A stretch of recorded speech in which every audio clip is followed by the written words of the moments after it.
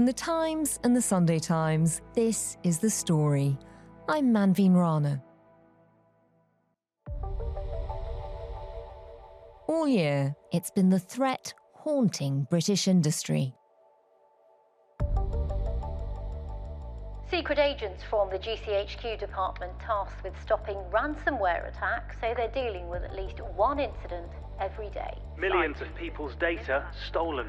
They've done Co-op, Harrods and M&S. Jaguar Land Rover. A suspected cyberattack has caused delays and cancellations at London's Heathrow. Hackers have targeted some of the most iconic brands in Britain, causing disruption that's dragged on for months. And we now have a sense of just how much it's costing the economy.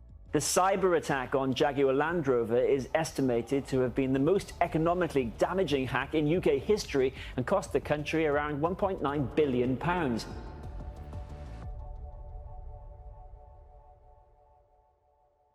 Who are the people behind these cyber attacks? Why are there so many happening now? And what can the police do to stop them? The story today, the teenagers bringing British industry to its knees.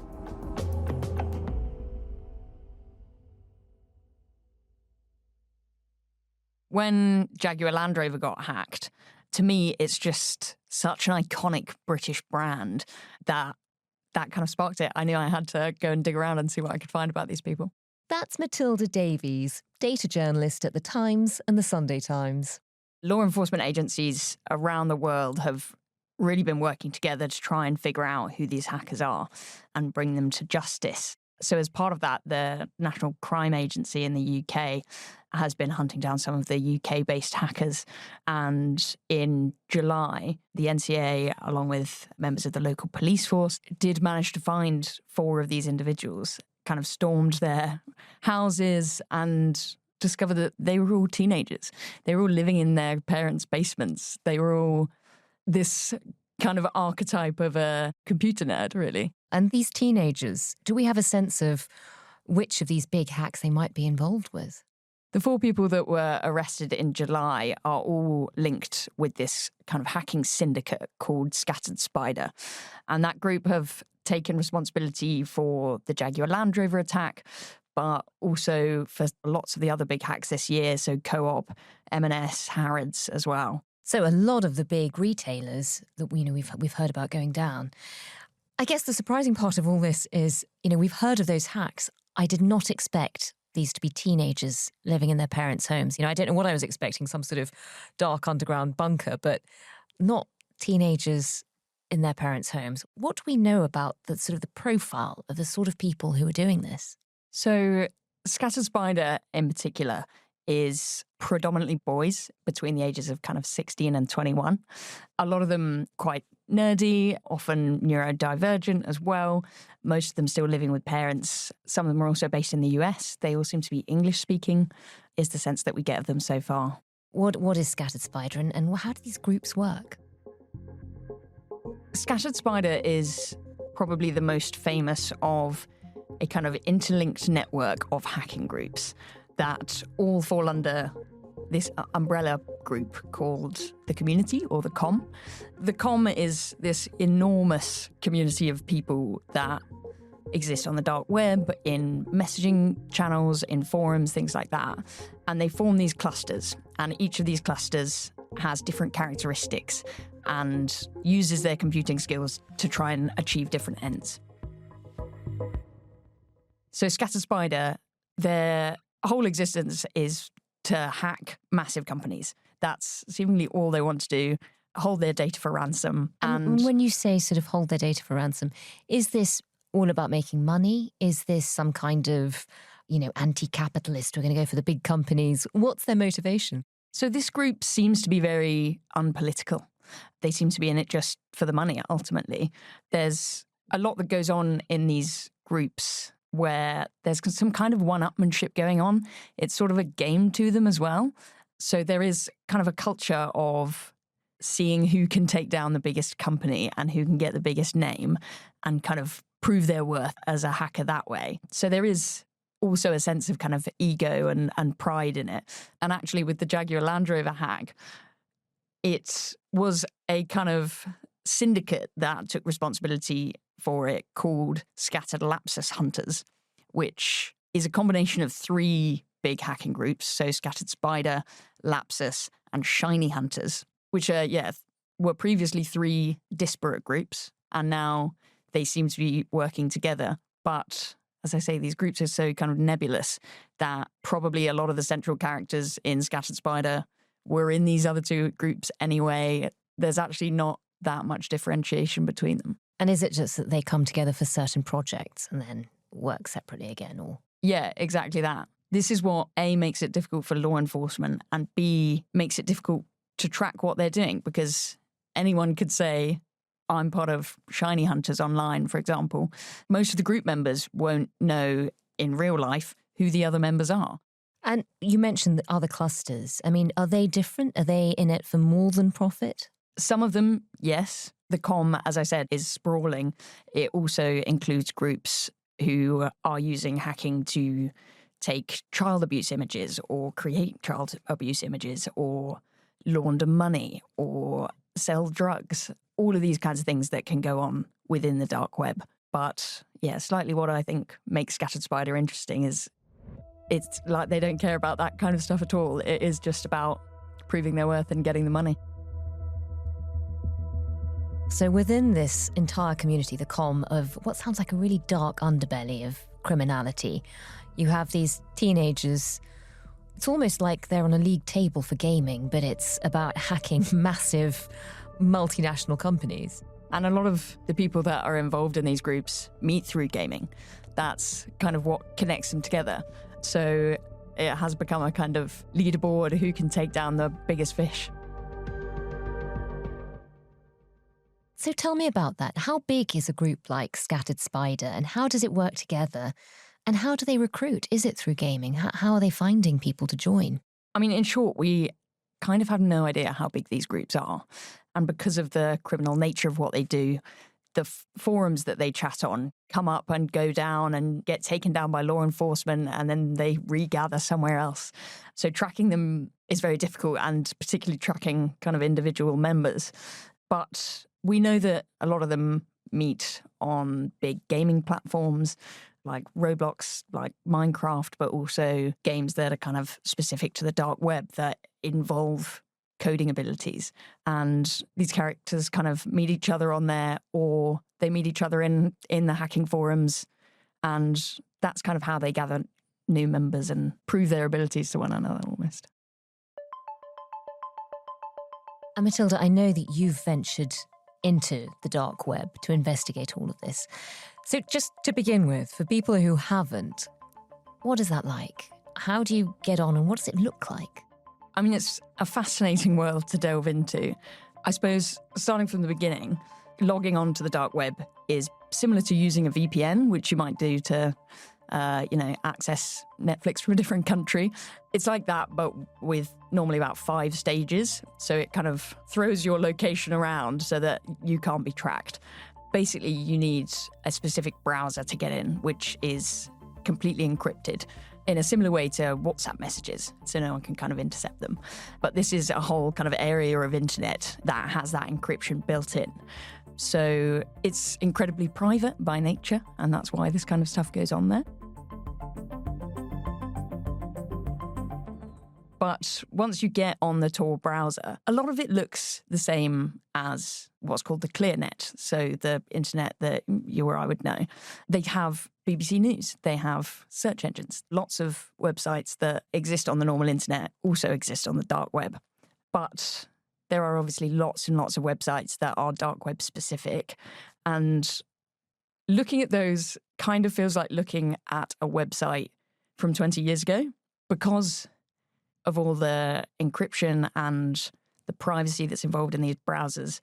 Basically, they can't operate a lot of the code that makes our current websites look nice. And things like interactivity doesn't work. super detailed graphics and things like that. None of that works. So it just looks like a slightly crappy website from the 90s. Like a very basic teletext version. Yeah, exactly that. So once you're on one of these hacking forums, what is that like? How are people talking and what are they saying to each other? The forums are really interesting because it attracts these people who are quite nerdy, who are like very deeply entrenched in internet culture. It almost feels like they're speaking a different language sometimes because they're communicating in these memes that go back years and years and years that and acronyms that you don't quite understand. Exactly. Like it's like they're kind of speaking in code, but actually it's just this kind of jargon that's formed in this very insular community. It's also people exchanging advice, trying to connect with like-minded individuals, sell stuff. Like it's similar to the clear web in that way. And I mean, to be a modern hacker, what is the skill set? Is this for people who are incredibly good at coding? Is it, very techie people? Or is it sort of old-fashioned con men with just a new toolkit? It's definitely a bit of both. A lot of people that are in these communities are brilliant computer scientists, and that's why they're so good at it. They often have incredible coding abilities. They have a real depth of understanding of the kind of mechanisms behind the internet and how they can take advantage of those. But there's also a side of it that is much more like your traditional con man. They use a lot of social engineering techniques, so pretending you're someone's IT department, scaring people into giving you information. And I mean, we hear recently about people almost being groomed into giving information. Yeah, absolutely. I mean, we saw it with the BBC recently where their cyber correspondence was contacted in an encrypted messaging software by one of these hackers who essentially said, if you give us your password, if you give us this way in, we will split the ransom with you. Not even trying to trick him, actually saying, here's an offer. Exactly. Trying to team up with people on the inside and get in that way. How do they make that tempting to somebody? Because you could risk losing your job. You could, but if it's enough money, maybe you don't mind. I mean, it does sound like, the methods are constantly changing. From what you've seen of these groups, what is their modus operandi? How do they manage to hack big companies? So with Scattered Spider in particular, their primary modus operandi is social engineering, is vishing, as we would call it. Talk me through that, because I feel like I've done lots of courses or awareness things about phishing, which is somebody sending you an email and don't click on something that looks suspicious. What's vishing?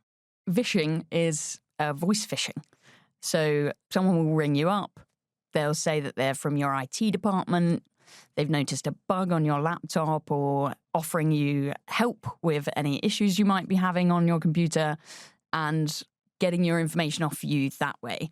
So, for example, what these groups sometimes do is they'll message bomb you.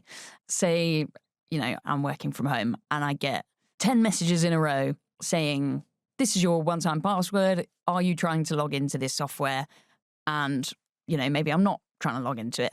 And I then get slightly confused. Like, why am I suddenly getting all these texts? I then get a phone call that looks like it's from my IT department. And they say, oh, have you been receiving all of these weird texts? We're having a bit of an issue with whatever the system is that you're using. And you go, oh, yeah, I have been getting these texts. What does it mean? Like, would be great to get your help. And then they will kind of con you into either handing over your password or, trying to reset your password again and getting a real one-time passcode that you then give to this person on the phone. Ah, so they have a way of replicating what you're doing and getting into the system as you. Yeah. And as I say, often what they do is kind of do this all at once. So you're so kind of confused and flustered that you don't necessarily think to question who it is on the phone that you're speaking to. It's kind of specific to Scattered Spider because they're all English speakers, which is not super common for these hacking groups.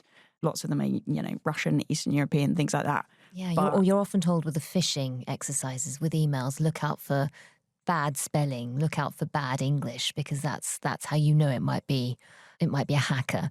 But if somebody's calling you up, very different. That would be much more convincing. Exactly, and that's what they bank on. I mean, the people that were arrested were young people from Birmingham, from London, and people in UK companies are much more likely to trust people with that accent. And they've clearly got a lot of confidence to be able to ring people up and convince them in that way. With all hacks like this, it's about finding a door. You need one route into the company databases, the company intranet, whatever it might be that you're trying to access. And once they're in, they can sort of take whatever they want and they can change the passwords so you can't get back in. And they can kind of cause all kinds of havoc. It's just about finding that one doorway.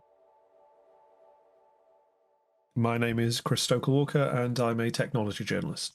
Chris, take us back to the Jaguar Land Rover hack. Talk us through what happened the last Sunday in August when we realised that something was wrong. Yeah, it's a fascinating one. It's difficult to fully understand what exactly has happened, in part because Jaguar Land Rover has been relatively circumspect in talking about exactly what the issue was. Suppliers and employees at JLR started to see systems going offline, things not working as they are meant to be. Now, what was a well-oiled machine within JLR suddenly started, I suppose, to get a little bit rusty and some clogging around those key systems. At that point, JLR hits pause on their production, and basically then chaos ensues because you are unable to regain access and you are almost at the whims of the hackers and whatever they want. And for JLR, for Jaguar Land Rover, it meant they seemed to just completely grind to a halt for about 5 weeks. I mean, talk us through what would have been happening in that time, what we've learnt since then about how this happened. Panic, I think, is the long and the short of it. That will have been happening in the last 5 weeks. A recognition that actually these systems that they hoped were infallible and were core to the good running of their business turned out to be pretty fallible and not that good in terms of when they go wrong. So in that time, we believe that JLR has been trying to stand back up their IT. One of the challenges that many victims of hacks find is that actually what they thought were relatively regular backing ups of their key core components of their IT systems turn out to be pretty outdated pretty quickly. And so actually you can't come back online in a way that you hoped you could, simply because maybe you're relying on databases that were last updated 3 months ago. And obviously, when you're talking about manufacturing vehicles and things like that, perhaps the systems that you were using and that you're actually relying on 3 months ago are no longer the same ones that you rely on today. In terms of how this happened, we don't fully know. There is lots of speculation out there.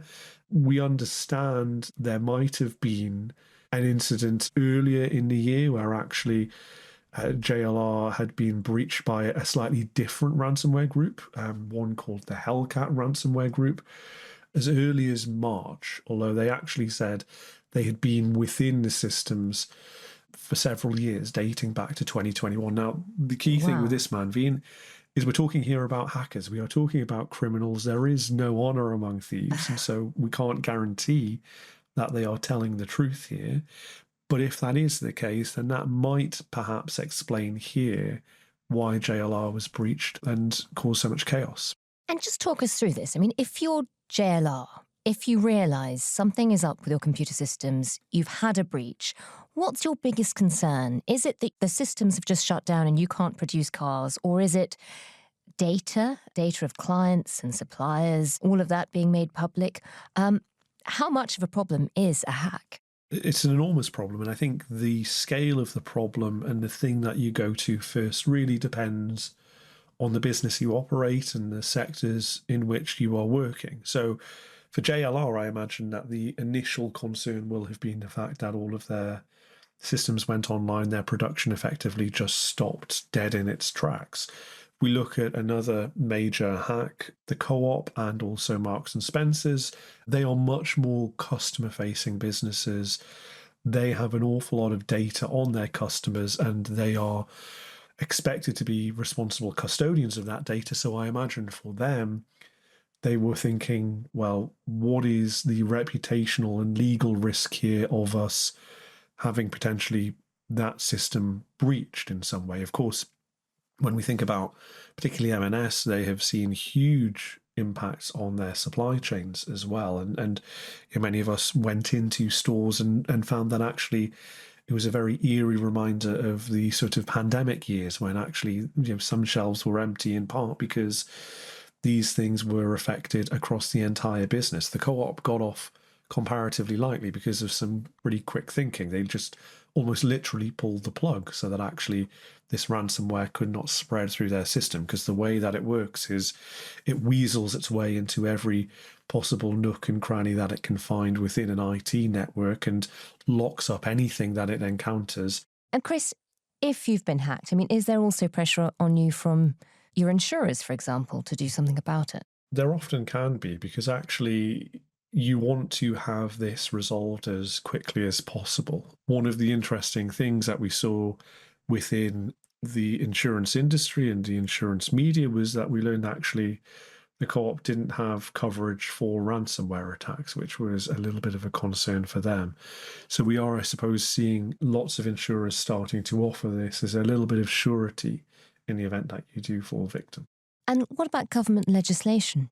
We saw earlier this year that the Home Office ran a consultation, and in that there was a response by the UK government writ large, which suggested that actually if you are running public office, if you are running some sort of critical national infrastructure, then you should be outright banned from paying up in the event that you are attacked. And the reason why is the government believes that attacking cyber criminals' business model is the best way of trying to stop these things perpetuating, because every time someone pays up, it incentivizes more people to try their luck. It's just a little bit more of transparency to reassure people that actually there isn't some sort of behind the scenes deal going on, particularly when we're talking about public money.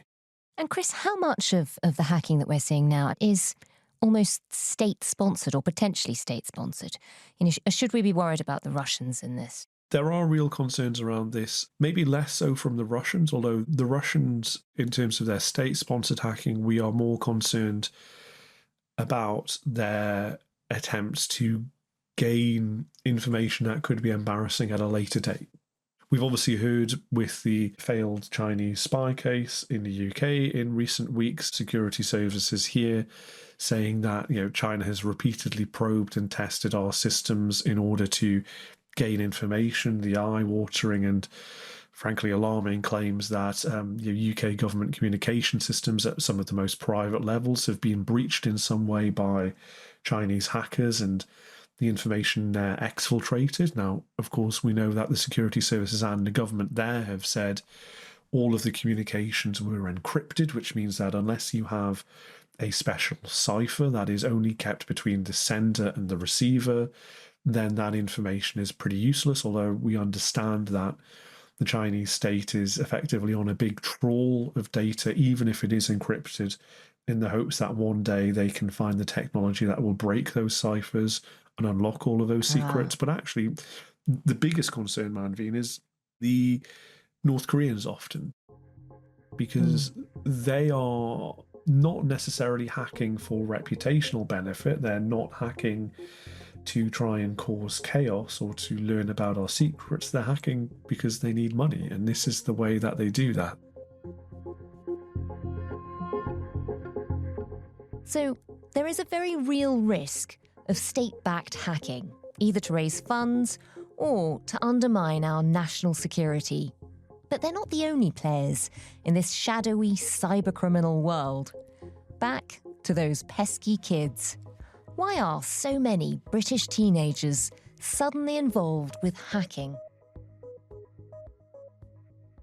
I spoke to the National Crime Agency about this, who are kind of the main law enforcement agency that work on cyber attacks. And what they were saying is basically that, as I said, these kids, these teenagers who might be quite into the gaming world, during COVID, they were all suddenly locked in their bedrooms with not very much to do. And a lot of the social contacts they could get was on these gaming platforms or in these forums. So that seems to be when lots of these groups kind of naturally formed with these slightly like nerdy kids connecting with each other. And probably at that time they were between 10, 11 and maybe 15 or so. Wow. And we're now reaching this kind of crisis point where those kids have had 5 years of hacking experience just playing around in their bedrooms. And now they're young adults and they very much know what they can gain from this. And I think they have a kind of group confidence, these people that they've known.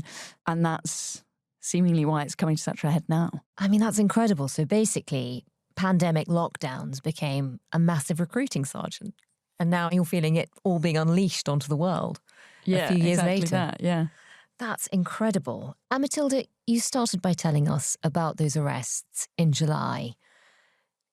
When you've been on the dark web, in these places where hackers talk to each other off radar, are they talking about those arrests? I mean, is that something they'll see and think, maybe we shouldn't be doing this? Or do you think the hacking goes on regardless? The hacking definitely goes on regardless. They quite often talk about these arrests after they've happened on these forums, but there is certainly no sense of fear there.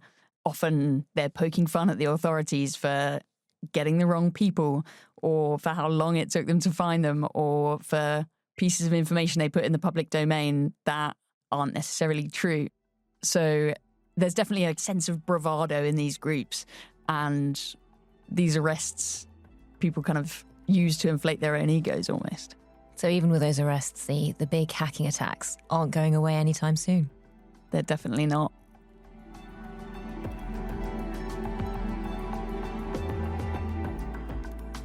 That was Matilda Davies, a data journalist at The Times. And before that, Stokel Walker, technology journalist and commentator. The producer today was Shabnam Grewal, with help from Alula Hart. The executive producer was Kate Lamble. Sound design was by David Crackles, and the theme was composed by Mal Assetto. If you can, do leave us a review wherever you get your podcasts. Thanks for listening. We'll be back tomorrow.